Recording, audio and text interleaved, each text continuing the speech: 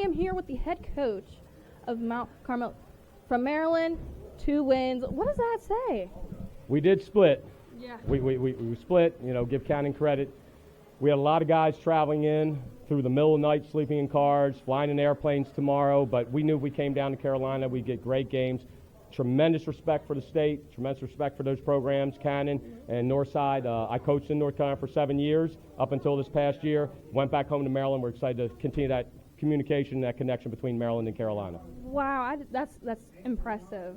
So this last game just went to overtime, but you guys came out on top. How were you able to execute that?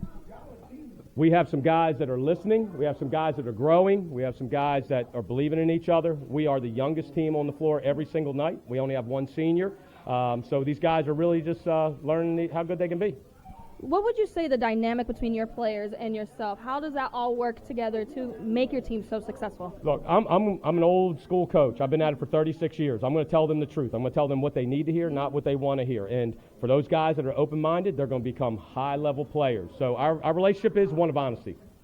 Reflecting on these past 2 games, what is your mentality going into your future games this season? Yeah, a lot of people take those easy games early. We're playing really tough teams. Our first game was against a league champion up in Maryland. So we're just going to play the best competition we can and be seasoned and savvy by the time the end of the year comes. You said 36 years. Am I correct, 36? Yeah. What is so different about this year, your 36th season, compared to the rest of your seasons? I think the game has changed. I think the kids have changed. I think the parents have changed, so you have to continue to adjust and you have to kind of handle them a different way. I was a little tough on them today. I'm not quite as tough on them as I used to be back in the day, but they handled it well. What's a typical practice at Mount Carmel?